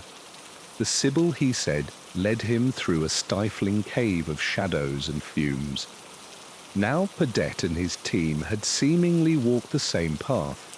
Though his findings were largely ignored by mainstream academia at the time, the Oracle Tomb of Baia remained one of the most haunting archaeological discoveries of the 20th century. Not for what it proved, but for what it suggested, that mythology, in rare moments, might leave behind a physical trail. To truly grasp the mystery of the Oracle Tomb, one must return to the world of Roman myth, to the stories whispered by poets, preserved by scribes, and feared by pilgrims. In this landscape of gods and shadows, one figure looms above all others in connection with the underworld, the Quan Sibyl. According to legend, the Sibyl was a priestess of Apollo who lived near Lake Avernus, a volcanic crater lake just a short distance from Baia. The Romans believed this lake was the actual entrance to Hades, the land of the dead. Fumes from the earth rose steadily from its banks, and birds were said to fall dead from the sky as they flew over its cursed surface. It was the perfect setting for a seer who claimed to speak on behalf of the gods and the spirits beyond. The Sibyl's prophecies were cryptic, often terrifying. She was said to enter trance-like states, intoxicated by volcanic vapors, her voice echoing through a sacred tunnel, a cave that descended into the earth. For centuries, scholars speculated where this legendary oracle once stood. Hadet's discovery in Baia offered a compelling answer. The structure he uncovered mirrors the descriptions found in classical texts. Virgil, writing in the Aeneid, described a dark passage, hot with the breath of the earth, where the hero Aeneas was led by the Sibyl to commune with the dead. He wrote of choking vapors of silence broken only by the dripping of unseen water, and of the fearful hush that hung over the entrance to the underworld. The Oracle Tomb of Baia matches this imagery, not just in structure but in sensation. Those who have entered the narrow passage speak of the oppressive heat, the chemical scent of sulphur, the disorienting darkness. At the tunnel's end, the water-filled chamber reflects any light like obsidian glass. Sound is muted, giving the space a tomb-like stillness. Was this the actual chamber where the Sibyl spoke? Or was it a later Roman attempt to recreate a place of myth? Either way, it serves a chilling purpose. It materializes the metaphysical. It gives form to fear, space, to the sacred, a physical descent that mirrors the spiritual one into the unconscious, into death, into prophecy. The Oracle Tomb doesn't just resemble the entrance to the underworld, it feels like it. The oracle tomb of Bayer is not a structure of chance, it is a calculated experience. Every curve, descent, and chamber within its volcanic walls seems designed to lead not just the body, but the soul through transformation. To walk through it in ancient times was not a simple act of curiosity. It was ritual, it was initiation, it was a descent into mystery governed by fire, steam, and water, the elemental forces of the Roman underworld. As Robert Padday and his team explored the site in the 1960s, they began to see the tunnel not merely as an architectural marvel, but as a spiritual theatre. The passage began gently, then twisted and narrowed, leading downward into thickening heat and darkness. Carved benches suggested that pilgrims may have paused to meditate or pray. The deeper one traveled, the more the environment changed. The volcanic heat intensified. The walls became slick with condensation. The air grew heavy with sulfur, the very breath of thick world. The journey culminated in a final plunge. A hidden stairway led into a chamber partially submerged in thermal water. The chamber itself was quiet, enclosed, and surreal. A pool that reflected light like ink. In ancient times, torchlight would have danced across the ceiling, illuminating the steam rising from the surface. The effect would have been otherworldly, a sensation of standing between realms, immersed in both the physical and the metaphysical. Padday theorized that this pool may have represented the Styx, the river that in Roman and Greek myth separated the living from the dead. The ritual journey through the tunnel would mimic that descent, passing from light to shadow, from life to the threshold of death. Those who entered may have sought prophecy, absolution, or communion with the spirits of their ancestors. And then they would return slowly, retracing their steps, rising once again toward daylight. But they would not emerge unchanged. The experience would linger like smoke. They had touched the edge of something vast and unknowable. Whether or not they heard the Sibyl's voice, they had entered a realm few dared approach. This wasn't tourism, it was pilgrimage. And the forces that shaped the oracle tomb, fire, earth, and water, had also reshaped those who walked its path. The oracle tomb of Bayer is not grand in scale, yet it contains a profound architectural genius. What at first glance appears to be a simple volcanic passage reveals itself layer by layer to be a masterwork of symbolic construction, designed not for the living world, but for an experience of death and return. The passage is roughly 400 feet long, but its psychological depth far exceeds its physical measurement. Robert Padday and his team were the first to notice that the tunnel was built with specific intention. It was not random nor strictly utilitarian. The angles, chambers, and orientation suggested an initiation rite, not a public bath or tomb. Its form mimicked myth. The entrance begins innocently, allowing light to filter in. But almost immediately the path bends sharply, deliberately, removing the line of sight to the outside world. The air grows warmer, the passage narrower. Light fades. Each step becomes an act of trust in the structure and in whatever forces it was meant to invoke. Roughly halfway through the descent, the tunnel intersects with a vertical shaft, likely designed to carry hot gases upward from underground vents. Padday believed this was no accident. The shaft may have filled the tunnel with sulfuric vapors, enhancing the illusion of descent into another realm. To the ancient mind, these fumes were the very breath of the gods, intoxicating, disorienting, and sacred. From there, the tunnel curves again, leading to a narrow staircase descending into the final chamber, the so-called oracle pool. This room, partially submerged and sealed in darkness, could only be entered by stepping into the water itself. Some scholars believe a hidden priestess or attendant may have spoken from an unseen alcove, delivering prophecies in a trance-like voice, aided by the echo of stone and the distortion of steam. The architecture in this view was a kind of spiritual technology. It altered the senses, controlled the journey, and created the illusion or perhaps the reality of divine contact, like the great pyramids of Egypt or the ziggurats of Mesopotamia. This was a space built for transition between worlds. It wasn't meant to impress, it was meant to transform. The oracle tomb didn't just house rituals, it was the ritual carved into stone. The oracle tomb of Bayer stands at a peculiar crossroads between archaeology and allegory, between physical ruin and immortal myth. It forces us to ask, where does history end and legend begin? The Kuan Sibyl, long associated with the nearby cave systems of Kumai, is not just a mythological figure. She was recorded by Roman historians, feared by generals, and immortalized in literature. According to legend, she was granted a 1,000-year lifespan by Apollo, but forgot to ask for eternal youth.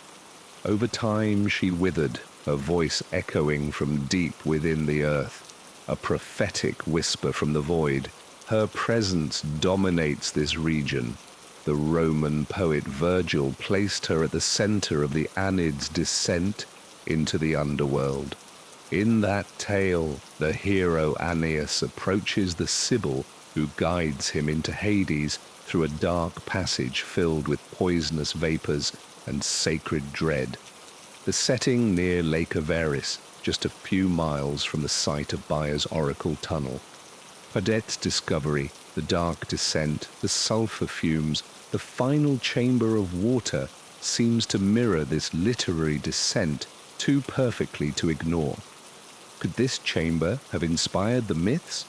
Or were the myths so deeply believed that the chamber was built in homage to them? Historians remain divided.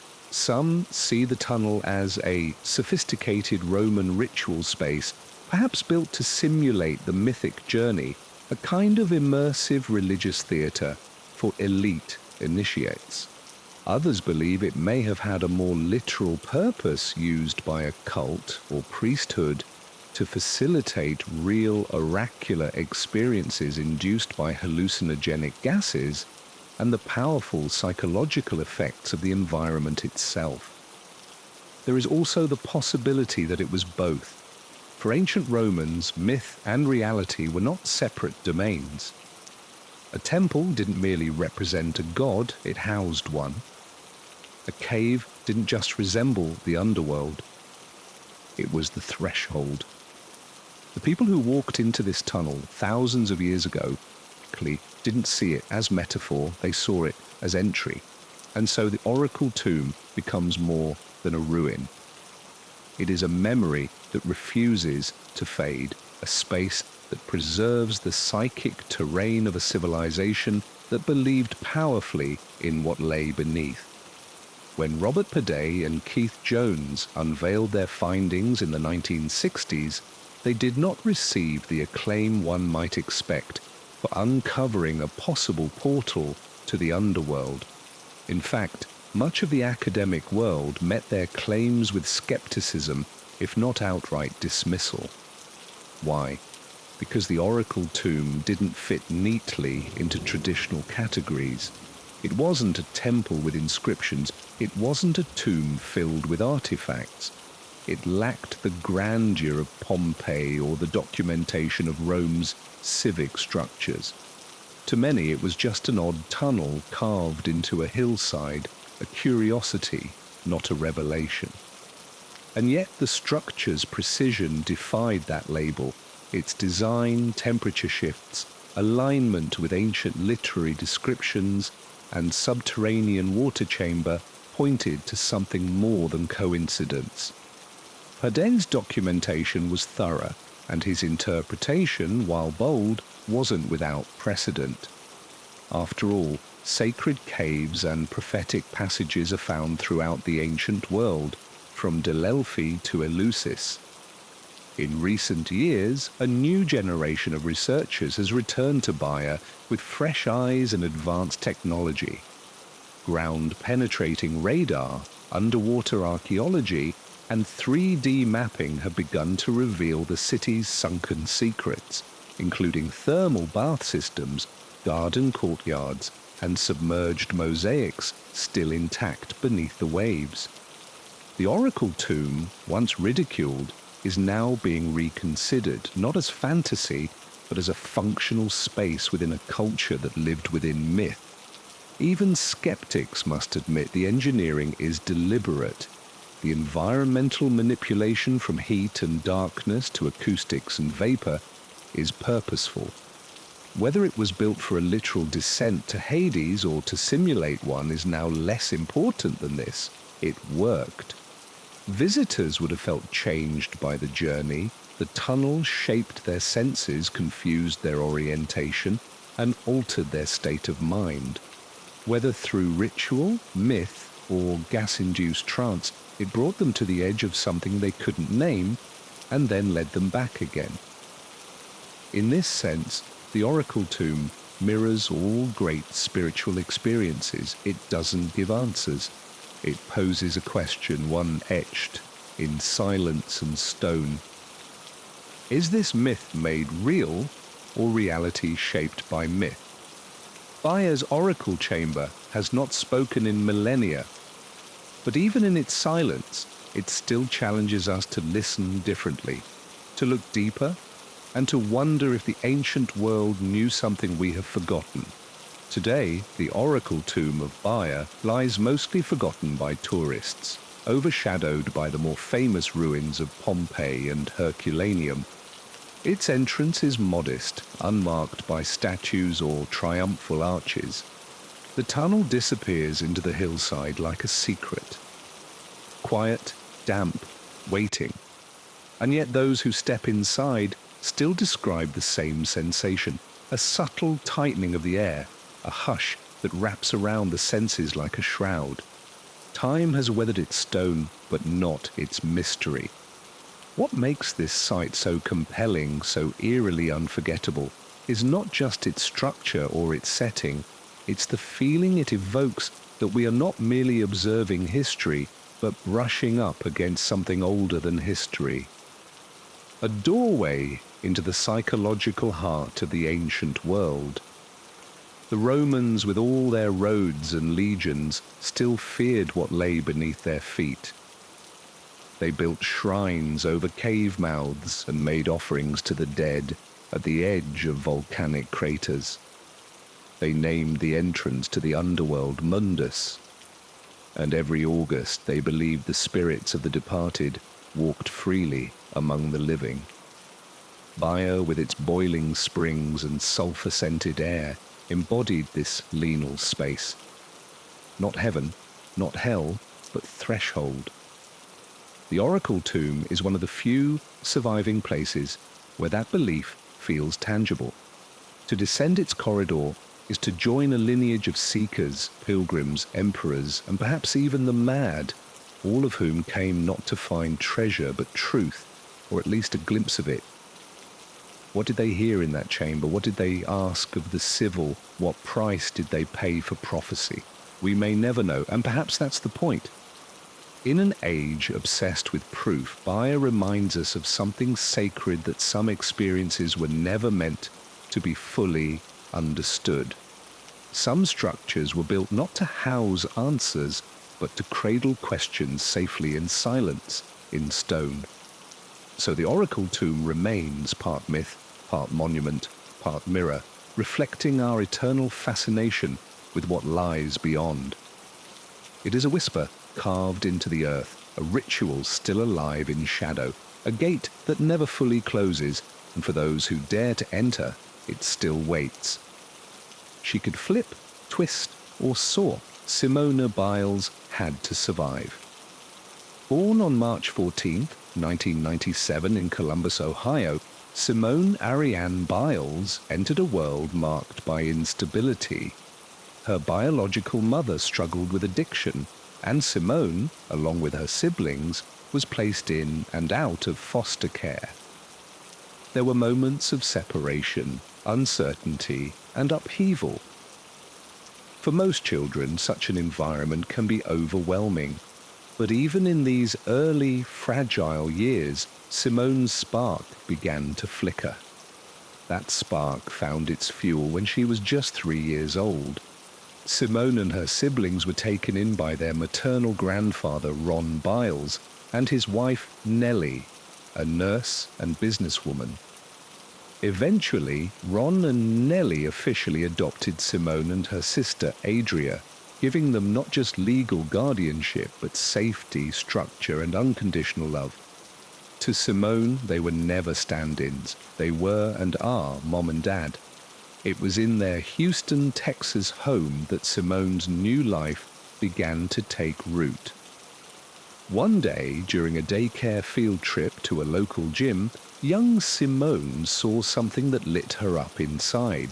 Tumbling mats, spring floors, and athletes flipping through the air like it was second nature. She couldn't sit still. She mimicked the moves on the sidelines until a coach handed her a note suggesting she be enrolled in classes. That note changed everything. Simone's natural abilities were apparent almost immediately. She had explosive power, an uncanny sense of balance, and what coaches later called air awareness, the rare ability to always know where her body was mid-flight. But more than that, she had a relentless work ethic and an unmistakable joy when she moved. Gymnastics wasn't just an activity, it was where she came alive. By the age of 6, she was training seriously. By 8, coaches whispered about her potential. She was still a little girl, small, quiet, with a shy smile. But on the mat, she was fearless. Her past was turbulent, her future uncertain.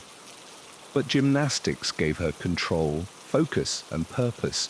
Simone Biles wasn't born into privilege. She was born into adversity. But she didn't just rise above it. She flipped over it, twisting her pain into fuel. Long before she was a champion, she was already defying gravity. Simone Biles's rise wasn't an accident. It was a perfect collision of talent, opportunity, and tenacity, sharpened by years of discipline and sacrifice. After that daycare field trip sparked her interest, Simone began training seriously at Bannon's Gymnastics in Houston. It wasn't long before her coaches realized they were watching something special, watching something not just raw skill, but an unteachable blend of fearlessness, explosive strength, and something rarer still: joy in the face of challenge. By the age of 8, Simone was performing skills years ahead of her peers. Her small stature, eventually just 48, gave her a physical advantage. She could rotate faster, spring higher, and execute twists with an almost supernatural sense of air awareness. But none of it came easy. Her coaches pushed her. The routines got harder. And Simone, with her quiet drive, just kept pushing back. One of the most influential figures in her early life was Coach Amy Borman, who began training Simone when she was a young girl and continued guiding her through her rise to stardom. Borman didn't just teach Simone gymnastics, she taught her how to be a competitor, how to channel energy, silence doubt, and turn nerves into power. Theirs was a partnership built on trust, patience, and mutual respect. While many elite gymnasts train through intense, even rigid systems, Simone's training was tailored to her well-being. Her parents and Borman protected her childhood, even as she entered a sport that often erases it. Simone was homeschooled to allow for more flexible training hours, but her life wasn't consumed by gymnastics alone. She loved pizza, spending time with her siblings, and doing backflips in the backyard for fun. She was grounded by faith, family, and laughter. By 14, Simone was already turning heads in junior elite competitions. Her routines were packed with difficulty and risk, moves most girls wouldn't attempt, let alone perfect. She didn't just complete skills, she exploded through them, making even the hardest combinations look effortless. But Simone's greatest strength wasn't just physical, it was mental. She had a quiet confidence, a deep internal compass, and a refusal to be anything but herself. Her foundation wasn't fame, it was forged in sweat, family, and the kind of belief that doesn't need to shout to be heard. Simone wasn't just learning gymnastics, she was building the tools that would redefine the sport. By 2013, Simone Biles was no longer just a rising star. She was a force hurtling toward the global stage, unstoppable and uncompromising. That year, at just 16 years old, she stepped into the senior elite level and headed to the World Artistic Gymnastics Championships in Antwerp, Belgium. What happened there would change the course of her life and the history of gymnastics. Simone didn't just win, she stunned the world. She claimed 2 gold medals, including the coveted all-around title, instantly establishing herself as the best gymnast on the planet. Her routines were not only technically superior, they were daring, filled with skills no one else attempted. Her tumbling passes defied physics. Her landings were solid. Her movements were crisp, powerful, and uniquely hers. Suddenly people realized this wasn't just a new champion. This was a gymnast operating in an entirely new dimension, and she was just getting started. Over the next few years, Simone would go on to dominate the sport in a way no woman ever had. From 2013 to 2016, she won 3 consecutive all-around world championship titles, a feat never accomplished before by an American woman. Her consistency was unshakable. Her routines were upgraded year after year, and her scores soared far above her peers. She made the impossible look routine. But it wasn't just her difficulty that set her apart. It was her presence. Simone competed with joy. While others showed nerves, she smiled. She danced between skills with a kind of radiance that lit up the arena. Audiences weren't just watching a gymnast, they were witnessing an evolution. Commentators, judges, and even former Olympians agreed. Simone Biles wasn't just winning competitions, she was redefining the very nature of women's gymnastics. Her rise also came at a time when the sport was shifting. The old standards of rigid beauty and passive performance were being replaced by power, personality, and authenticity, all of which Simone embodied. She didn't try to conform, she made the sport bend around her. And so by the time the world began preparing for the 2016 Olympics, one thing was certain, Simone Biles wasn't just the favorite, she was the future. By the summer of 2016, Simone Biles was no longer just a gymnastic sensation, she was a global icon in the making. The world turned its attention to Rio de Janeiro, where the Olympic Games promised to be her coronation. Years of training, pressure, and anticipation had built toward this moment, and Simone delivered not just medals, but a performance that would redefine greatness in the sport.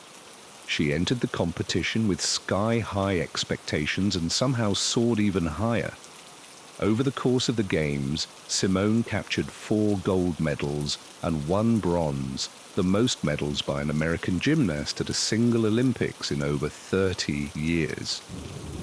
She dominated the all-around vault floor exercise and contributed to the US team's dominant gold medal performance in the team final, famously dubbed the Final Five.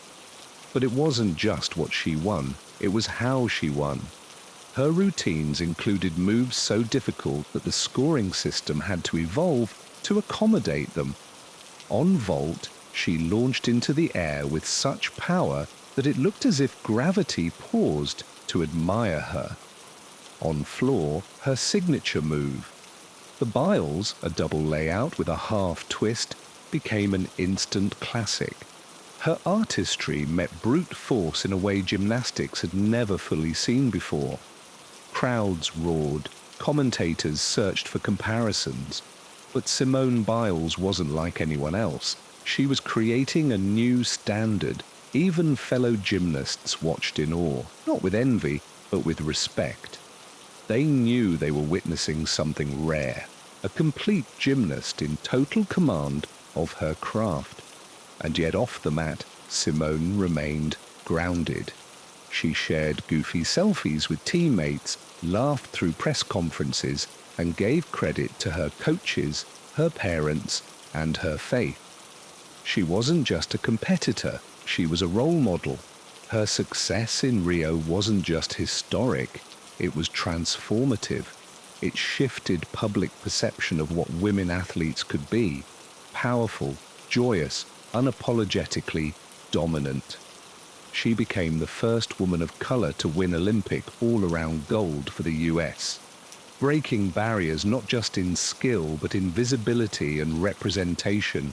Simone Biles didn't just win the Olympics in Rio, she owned them with grace, grit, and greatness. After Rio, Simone Biles didn't just return home as a champion, she returned as a global phenomenon. She was no longer only known within the world of gymnastics. She had become a household name, a symbol of excellence, and a cultural icon. But with glory came new challenges, the weight of fame, the expectations of perfection, and the quiet, growing pressure to keep going when the body and the mind needed rest. In the months following the Olympics, Simone's life changed rapidly. She went on a national tour with her teammates, made countless TV appearances, and even competed on Dancing with the Stars. She published a memoir, Courage to Sarawak, which became a bestseller. Endorsements rolled in, magazine covers, red carpet events, interviews. Simone had become a star far beyond her sport. But beneath the bright lights, a different reality was setting in.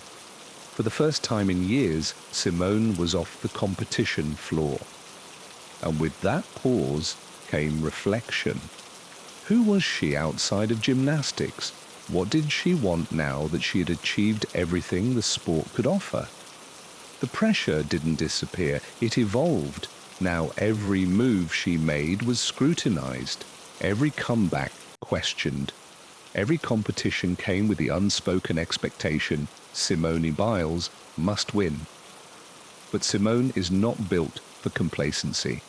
By 2018, she returned to training and competition with renewed intensity. And she returned not as a girl chasing a dream, but as a woman reclaiming her voice. At the 2018 US National Championships, she competed with 2 broken toes and a kidney stone. Most athletes wouldn't have even stepped onto the mat. Simone not only competed, she won with scores that blew away the competition. Her performance wasn't just dominant, it was defiant. Still, something deeper was stirring beneath the surface. The world saw the medals, the smiles, the gravity-daying flips, but few knew the emotional cost of being the greatest.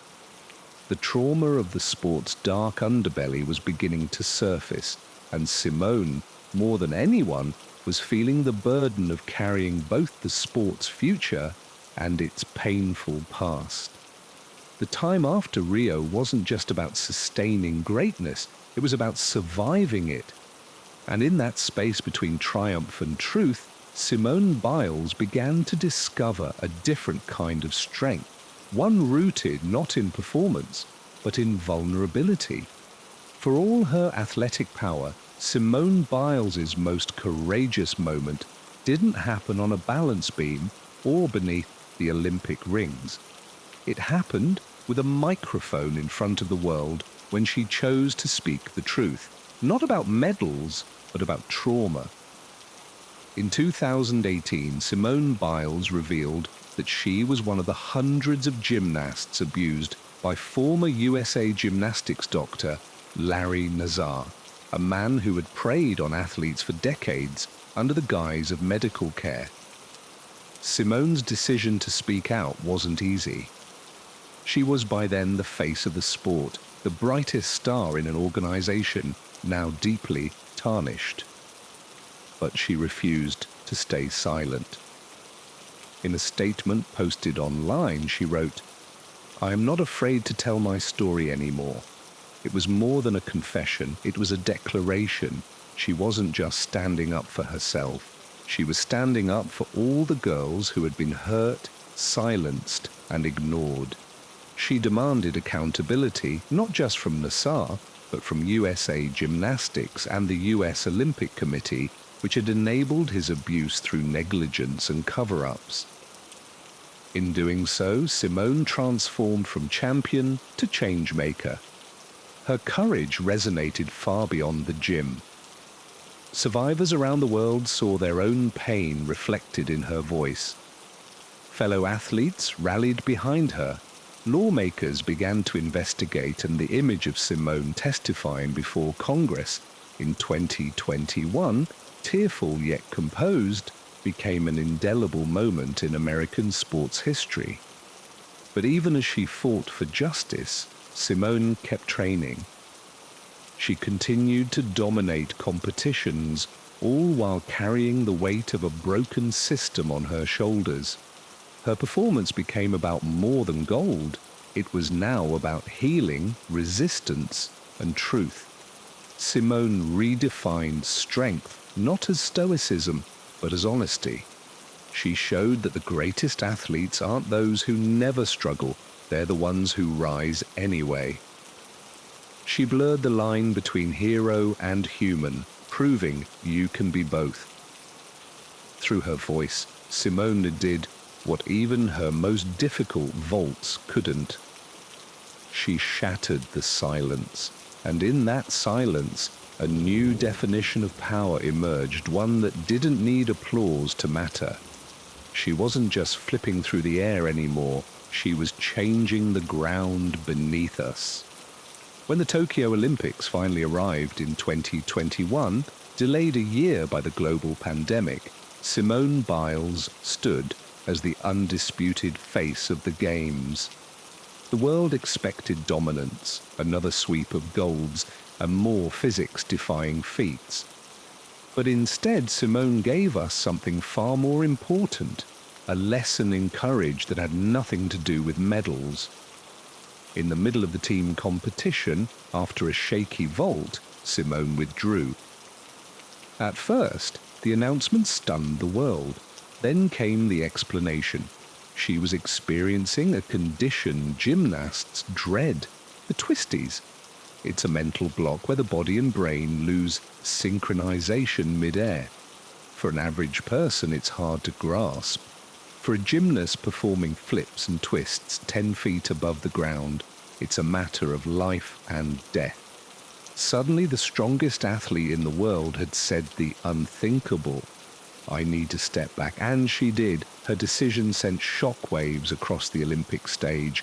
Critics questioned her toughness, pundits debated, but athletes across every sport rallied in support.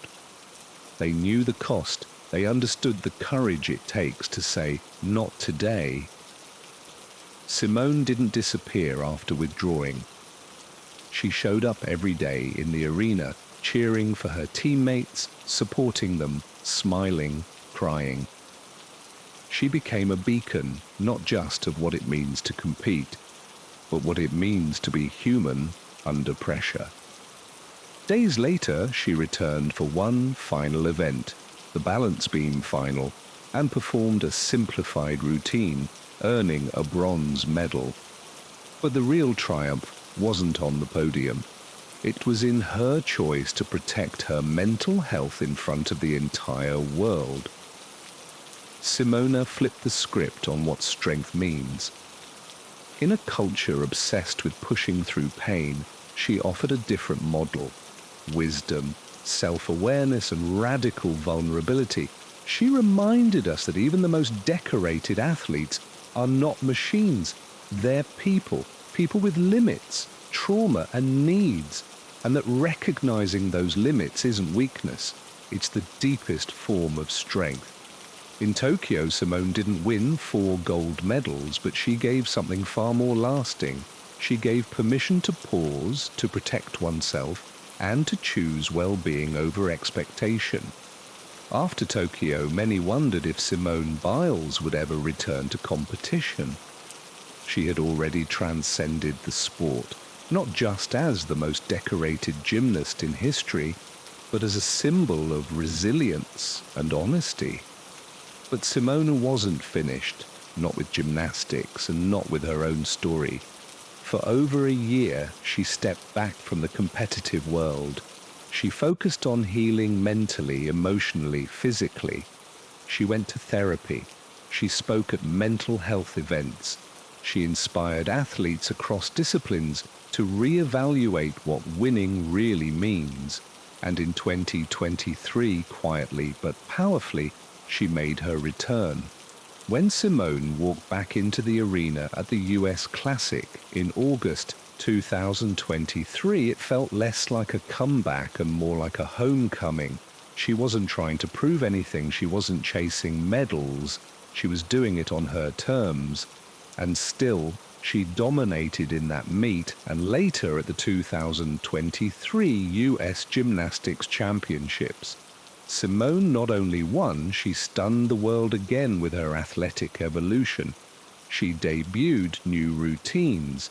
She performed the Yenko double pike vault, a move so difficult and dangerous that few men attempt it. Once again, a skill was named after her.